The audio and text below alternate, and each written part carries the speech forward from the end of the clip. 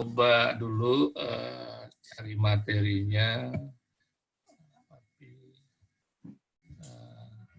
Bentar ya. Ini.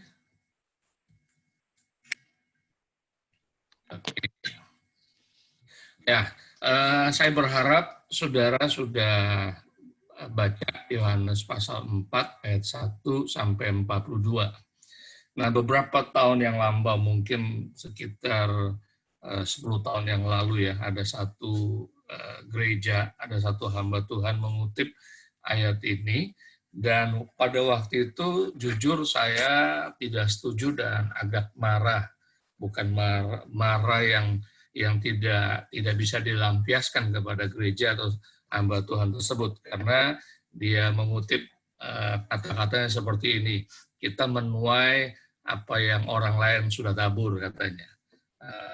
Dalam hati saya, enak banget kamu menuai apa yang orang lain sudah tabur. Harusnya kan orang yang menaburnya lah yang akan menuainya. Tapi beberapa waktu kemudian, khususnya dalam masa COVID ini, kita udah berdoa selama hampir 90 hari, dan hari ini tepat 90 hari saya berdoa minta hikmat dari Tuhan supaya kita bisa lihat hasil-hasil yang luar biasa dalam hidup kita selama kita berdoa ini.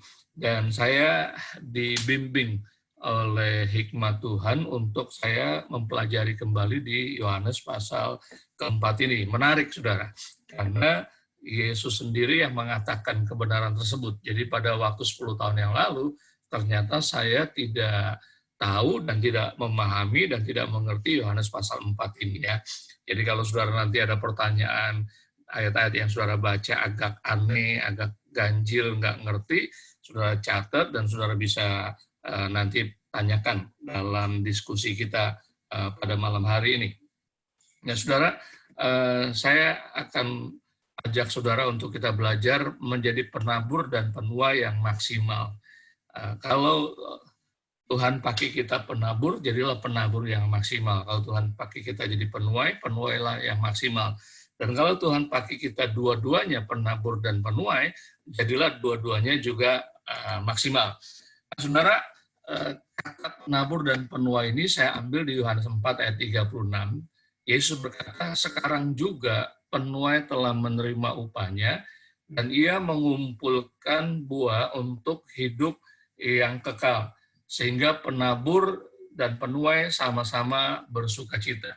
Sehingga penabur dan penuai sama-sama bersukacita. Jadi ada dua oknum di sini, yaitu penabur dan penuai, yang Yesus ungkapkan di kisah pertemuan dia dengan perempuan Samaria. Nah, kita lihat, saudara, gambar ini, penabur dan penuai. Ada penabur terhadap perempuan Samaria dan ada yang menuai perempuan Samaria.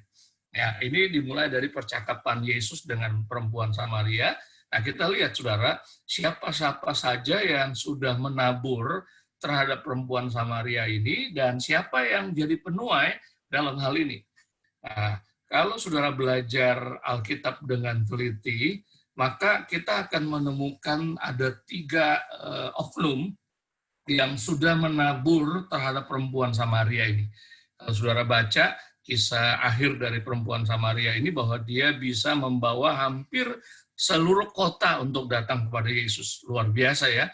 Dia nggak pernah sekolah Alkitab, nggak sekolah teologi, nggak ikut pemuritan, tapi dalam sekejap Tuhan bisa pakai untuk membawa hampir satu kota datang kepada Tuhan Yesus. Nah, ada 3 oknum. Yang pertama adalah nabi-nabi perjanjian lama, dan yang kedua adalah Yohanes Pembaptis, dan yang ketiga adalah Yesus.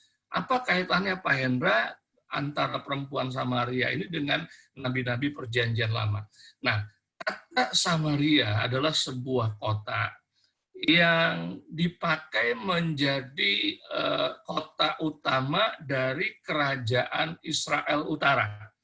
Nah, saudara, kalau saudara baca Alkitab dengan teliti, bahwa kerajaan Israel akhirnya terpecah dua, yang selatan dan yang utara. Selatan itu suku Yehuda, karena Daud dari suku Yehuda, lalu yang utara itu hampir 12 suku, hampir 10 suku, karena suku yang satu, Lewi, dia tidak ikut campur. Nah, saudara, kerajaan Israel Utara itu lebih banyak tinggal di Samaria dan sekitarnya.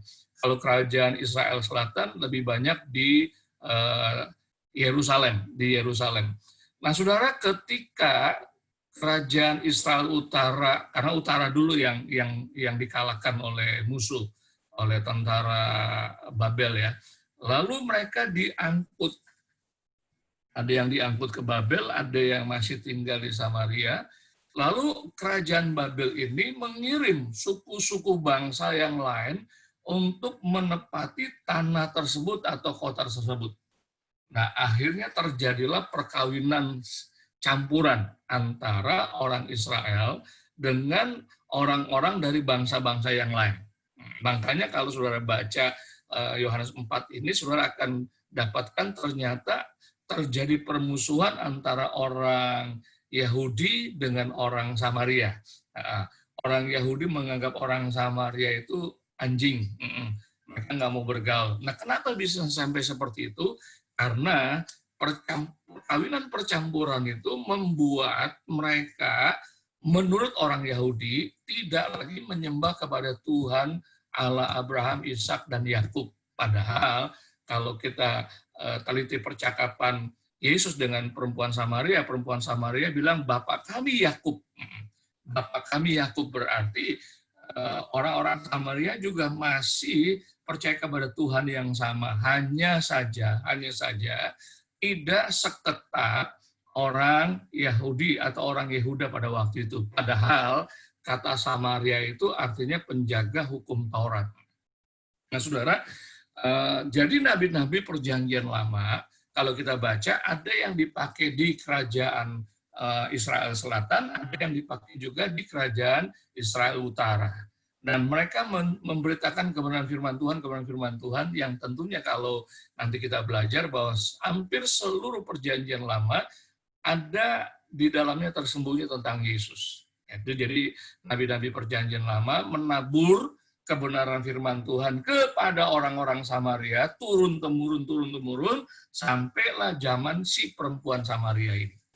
Yang pertama, Yohanes Pembaptis. Yohanes Pembaptis juga dipakai bukan hanya untuk orang Yudea saja, Galilea saja, tapi juga terhadap Samaria. Nanti Rabu depan saya akan kasih petanya supaya saudara bisa lihat ternyata Samaria sama Yudea, Galilea itu berdekatan sekali. Tapi mereka bermusuhan. Jadi Yohanes Pembaptis juga menjadi penabur kebenaran firman Tuhan yang membuat perempuan Samaria ini sampai satu titik terima Yesus. Nah, yang ketiga adalah Yesus. Kenapa saya katakan adalah Yesus? Karena Yesus melalui percakapannya, kata Yesus kepadanya, percayalah kepadaku, hai perempuan, saatnya akan tiba bahwa kamu akan menyembah Bapa bukan di gunung ini dan bukan juga di Yerusalem. Jadi Yesus juga menjadi penabur yang ketiga buat perempuan Samaria ini. Ya, Yesus juga menjadi penabur yang ketiga. Nah, penuainya adalah Yesus juga. Kenapa? Karena dari percakapan itu perempuan Samaria ini terima Yesus. Makanya dia pulang kembali ke kota, menceritakan kepada orang-orang kota, aku ketemu dengan seseorang loh, yang tahu apa yang telah aku perbuat. Mungkinkah dia Mesias, katanya? Mungkinkah dia juru selamat yang kita nantikan selama ini? Nah, saudara, kita lihat bahwa ternyata yang menjadi penabur nabi-nabi perjanjian lama, yang menjadi penabur Yohanes Pembaptis terhadap perempuan Samaria, yang menjadi penabur adalah Yesus terhadap perempuan Samaria, yang menuai perempuan Samaria adalah Yesus. Nah, ini kita lanjut ya, kita lanjut pelan-pelan, supaya saudara nangkep dulu. Nah, sekarang, siapa yang menjadi penabur terhadap orang-orang Samaria, dan siapa yang menjadi penuai? Nah, saya udah langsung keluarkan, tentunya nabi-nabi perjanjian lama. Dan Yohanes Pembaptis. Kenapa? Yang tadi saya sudah jelaskan. Nabi-nabi perjanjian lama juga menceritakan tentang kebenaran Tuhan tentang nubuatan tentang Mesias akan datang terhadap kerajaan Israel Selatan dan terhadap Israel Utara juga. Yohanes Pembaptis. Nah sekarang siapa yang selanjutnya? Nah, saya munculkan dua-dua ini ternyata kita bisa berfungsi sebagai penabur dan kita juga bisa berfungsi sebagai penuai. Terhadap orang-orang Samaria yang jadi penabur adalah perempuan Samaria. Perempuan Samaria pergi. Nah, saudara kalau saudara baca ayatnya dikatakan dan banyak katanya ya, dan banyak benar.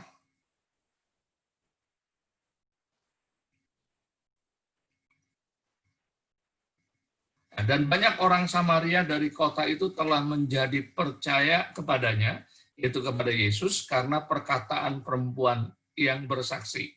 Berarti perempuan Samaria menabur melalui perkataannya bahwa aku ketemu dengan seseorang yang tahu segala apa yang aku perbuat, mungkinkah dia Mesias. Berarti perempuan Samaria telah menjadi penabur buat orang-orang Samaria di kotanya. Ia mengatakan kepadaku segala sesuatu yang telah kuperbuat. Nah, siapa lagi yang menjadi penuai? Yaitu tentunya Yesus. Kenapa? Karena kitab kita mengatakan dan lebih banyak lagi orang yang menjadi percaya karena perkataannya. Jadi Yesus juga menabur perkataannya. Nah, kalau saudara baca kisah tersebut di akhir bahwa banyak mereka percaya dan berbicara gini. Sekarang kami percaya kepada Yesus bukan hanya karena perkataanmu saja katanya. Karena kami telah mendengar langsung dari Yesus. Nah, saudara lihat gambar ini ya. Jadi posisi penabur dan penuai bisa satu orang yang berbeda dengan orang lain yang berbeda. Bisa juga satu orang yang sama, dia bisa berfungsi sebagai penabur, dia juga bisa berfungsi sebagai penuai. Nah, pertanyaannya begini, bagaimana saya bisa menjadi seorang penabur dan bagaimana saya bisa menjadi seorang penuai? Nah, malam ini kita mau belajar tentang jadi penabur terlebih dahulu ya.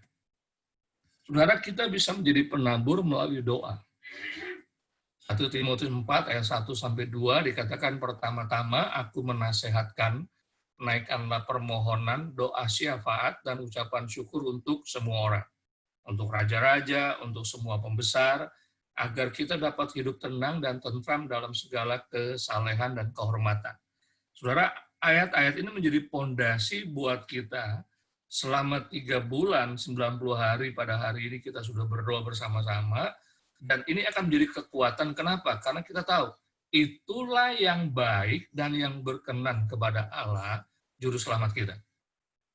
Yang menghendaki supaya semua orang diselamatkan dan memperoleh pengetahuan akan kebenaran. Saudara, kita doa syafaat buat bangsa Indonesia. Kita doa syafaat buat dokter, perawat, suster, kita berdoa buat tim sukarelawan, kita berdoa buat pasien-pasien COVID ya. Nah, saya dapat info dari teman saya, seorang gembala, namanya Pak Taufik, pernah kita undang untuk anak muda pada waktu itu. Dia punya satu jemaat wanita, kurang lebih umurnya 27-28 lah, belum menikah, tapi sudah punya pasangan hidup ya. Nah, sebetulnya dia udah jaga kesehatan luar biasa. Dia besok pacarnya di rumah sakit yang bukan sakit COVID, pakai face shield, penutup wajah, pakai masker, pakai sarung tangan, semua dia lengkap. Tapi ternyata satu hari dia sakit pilek, sakit batuk, dan berkepanjangan.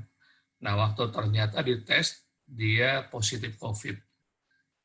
Dia dibawa pergi ke rumah sakit, tapi di sana bilang, ya udah, kamu nggak apa-apa, kamu bisa rawat di rumah, isolasi di rumah saja. Nah, waktu dia pulang malamnya itu dia nggak bisa bernafas. dibawalah dia ke rumah sakit Persahabatan. Padahal waktu di rumah, dia sudah diberikan seorang suster, karena mama angkat dari pacarnya ini orang kaya.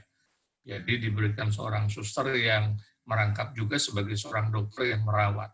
Tapi keadaan lain, dia harus dibawa ke rumah sakit Persahabatan.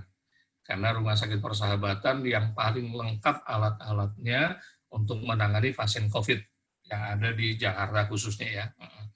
Waktu dia masuk sana, dia sempat pingsan. Dan akhirnya masuklah dia di ruang ICU. Nah, ruang ICU ini bentuknya bangsal. Dan di situ ada 20-an orang lah, orang-orang yang sudah tingkat tinggi penyakit COVID-nya.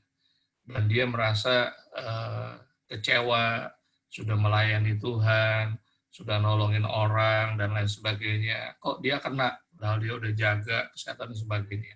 Nah, singkat ceritanya, dia pingsan, lalu dia ketemu dengan Tuhan. Dia ketemu dengan Tuhan, mengalami mujizat, dia yakin dia udah sembuh, dia tantang dokternya untuk periksa ulang lagi. Bahwa paru-parunya bersih, tidak ada virus, tidak apa, pokoknya dia tantang dokternya untuk cek ulang. Nah, dia dokternya cek ulang memang surprise bahwa sebetulnya udah sembuh, tapi dia belum boleh diizinkan pulang. Nah, karena dia belum diizinkan pulang, dia bersemangat untuk cerita sama orang-orang yang ada di bangsal tersebut. Tapi karena dia udah nggak di bangsal, dia dipindahkan ke ruangan tersendiri. Dia minta izin sama suster. Minta izin sama suster, sama dokter, seharusnya nggak boleh, tapi karena ya ada kasih karunia, dia izinkan masuk di sana bersama dengan suster yang mendampingi dia, dan dia cerita tentang Isa Al-Masih. Dia cerita tentang Isa Al-Masih, dia kasih tahu bahwa saudara tahu saya masuk langsung pingsan, tidak sadarkan diri, parah, menjelang ajal mau mati dan sebagainya, tapi besoknya saya hidup, saya sembuh. Dia cerita gitu, dan di akhir cerita dia tantang. Siapa di antara saudara yang mau percaya sama Isa Al-Masih, angkat tangan dan saya mau berdoa buat saudara. Memang nggak didoakan tumpang tangan langsung, karena nggak boleh kan menyentuh. Jadi dari jarak jauh. Ini menurut kesaksian dari teman saya, dari gembalanya, dia bersaksi bahwa waktu dia tantang itu hampir penuh semua itu angkat tangan. Hampir penuh angkat tangan mau terima Isa Al-Masih, mau percaya kepada Yesus. Lalu si perempuan ini doain saudara.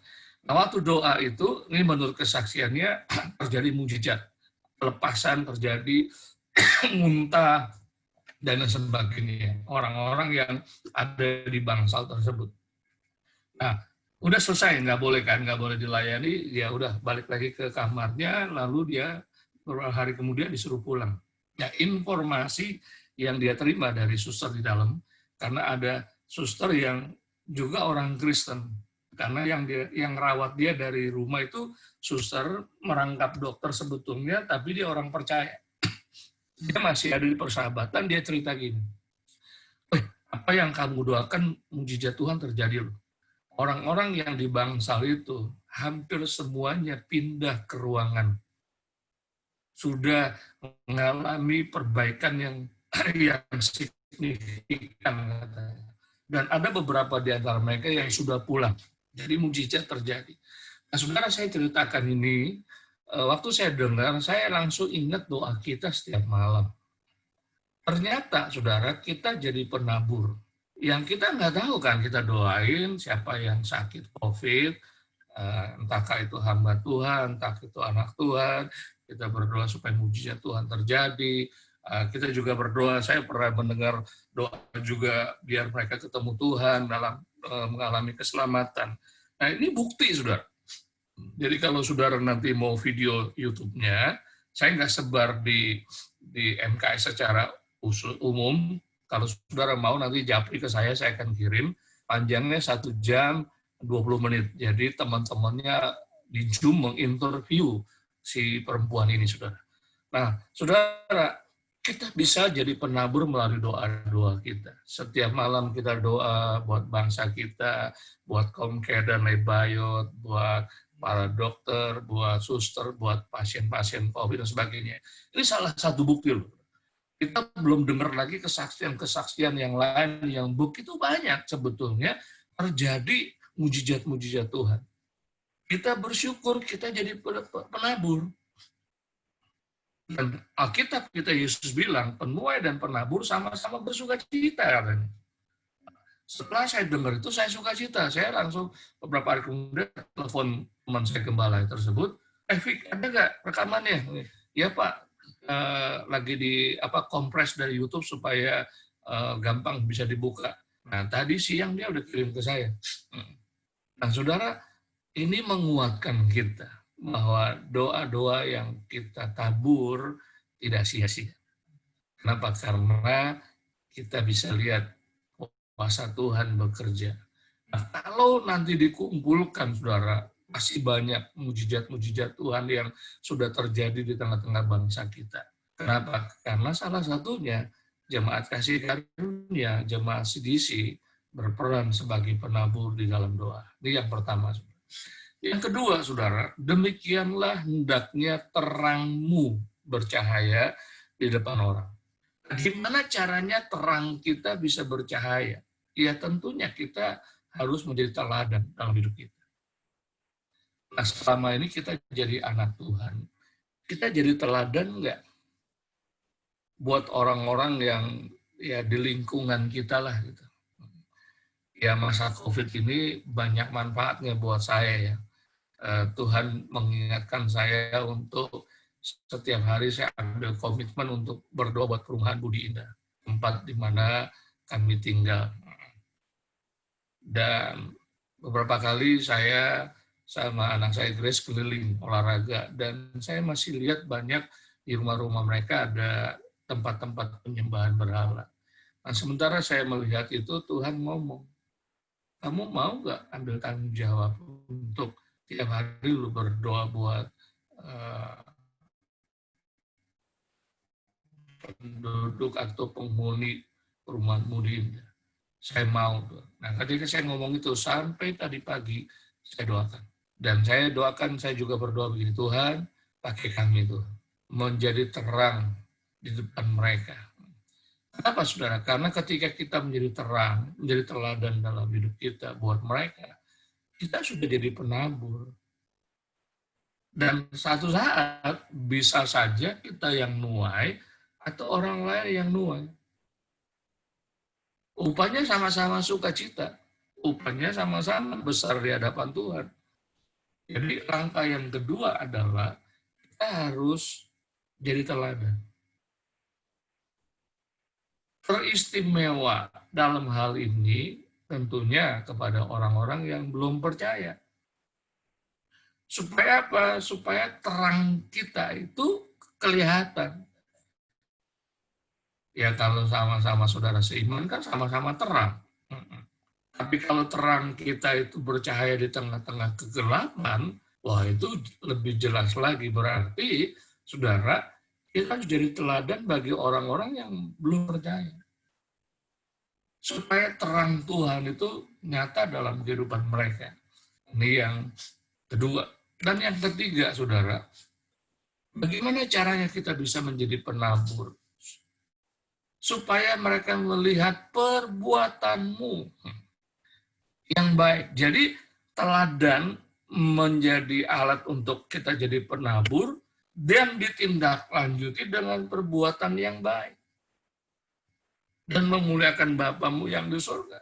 Kita bersyukur dalam masa COVID ini, Bapak-bapak, Ibu-ibu ambil kontribusi untuk memberi berkat, dikumpulkan menjadi sebuah berkat pelayanan sembako buat jemaat dan buat orang-orang yang saya lihat foto-fotonya, ada orang yang mungkin belum percaya, ada orang yang setengah percaya atau dan sebagainya. Tapi intinya kita udah lakukan itu loh.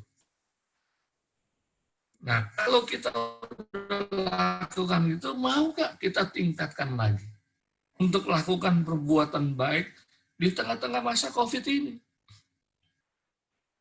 Pak Yonas tahu tiap bulan, minggu pertama atau minggu kedua, saya minta tolong dia untuk memberikan beberapa barang, beras, atau apapun untuk saya kirim ke satu keluarga yang sebetulnya dulunya dia mapan, tapi karena di PHK sebelum COVID, apalagi masa COVID, wah udah serba kekurangan, ya pemberian kami nggak bisa menolong memenuhi kebutuhan satu keluarga itu. Tapi saya mau perbuatan baik saya itu dinyatakan dan dia bisa mempermuliakan nama Bapa di sorga. Nah, saudara, ini kesempatan. Jangan sia-siakan kesempatan ini. Kalau kita sia-siakan kesempatan ini, kita nggak akan jadi penabur yang maksimal. Doa, puji Tuhan, menjadi salah satu cara untuk kita jadi penabur. Tapi ada tingkatan yang lebih lagi, kita jadi teladan. Ada tingkatan yang lebih lagi, kita tunjukkan melalui perbuatan baik. Berdoa sama Tuhan, Tuhan, minggu ini atau bulan ini saya mau berbuat baik ini sama siapa ya?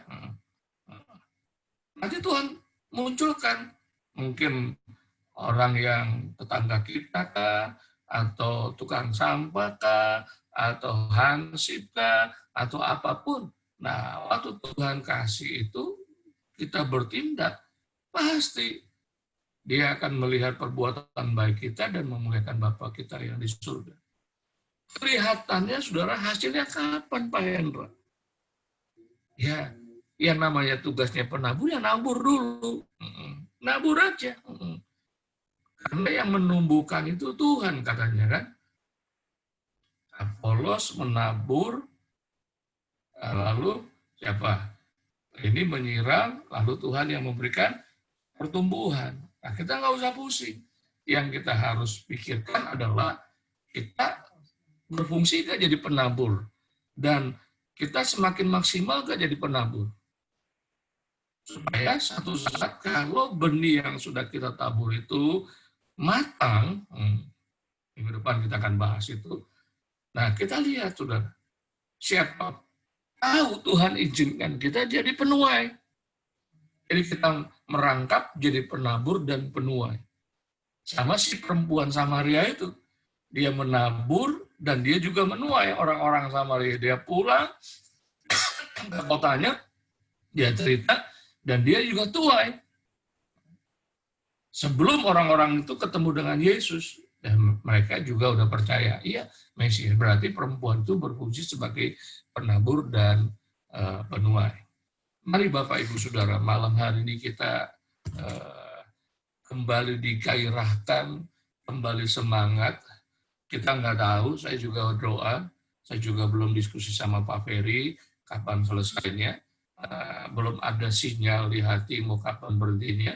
Tapi Tuhan kasih tahu ini, apa yang kamu lakukan tiap malam ini luar biasa dampaknya. Walaupun kita belum lihat secara jelas. Dan kita mau tingkatkan melalui apa? Melalui teladan hidup kita mau tingkatkan melalui perbuatan baik kita. Nah, kalau kita cuma mikirin diri kita sendiri, ya nggak bisa. Penabur itu adalah orang yang tidak memikirkan diri sendiri, tapi orang yang membagi. Menabur, namanya menabur kan melemparkan sesuatu, memberikan sesuatu. Artinya apa? Dia keluar dari hanya berfokus kepada diri kita sendiri saja. Nah, saya berdoa supaya setiap kita yang mendengar sesi pemuritan ini, iman kita dikuatkan, semangat kita kembali menyala-nyala, lalu kita punya komitmen, punya kerinduan untuk kita jadi penabur yang maksimal. Nah, saya akan berdoa, lalu saya akan memberikan kesempatan untuk teman-teman kalau ada yang mau bertanya sebelum kita masuk ke doa syafaat yang Ya, khusus hari Rabu ya, khusus hari Rabu doa syafaatnya tidak seperti yang hari-hari biasa yang lain. Karena saya pakai waktu yang lebih lama untuk menyampaikan kebenaran firman Tuhan. Mari kita berdoa bersama-sama. Bapa di sorga, kami bersyukur, kami berterima kasih, kami dengar kebenaran firman Tuhan tentang perjumpaan Yesus dengan perempuan Samaria, dan kami bersyukur ada kebenaran-kebenaran yang kami dapatkan tentang seorang penabur. Terima kasih Tuhan, selamat 90 hari tanpa sadar kami juga sudah sebagai penabur, dan terima kasih buat kesaksian dari jemaat dari Pak Taufik yang memberikan semangat kepada kami bahwa apa yang kami doakan juga menjadi kenyataan, dan ada begitu banyak hasil mujizat yang Tuhan kerjakan, dan kami bersyukur kami ambil bagian menjadi penabur buat bangsa kami, buat orang-orang yang kami doakan. Tuhan, kami mau lebih lagi meningkat menjadi seorang penabur yang maksimal. Bukan yang sekedar berdoa, tapi kami juga mau menjadi teladan bagi orang-orang yang ada di sekitar kami, teristimewa mereka yang belum kenal Tuhan, dan kami juga mau bertindak lebih lagi, mau berbuat baik pada orang-orang yang membutuhkan, supaya mereka bisa melihat perbuatan baik kami dan mempermuliakan nama Bapa di sorga. Di dalam nama Yesus, kami naikkan ucapan syukur dan kami berdoa. Kita yang percaya berkata, amin. Nah, saya akan tutup share-nya, saudara bisa kalau mau tanya silakan mute-nya dibuka.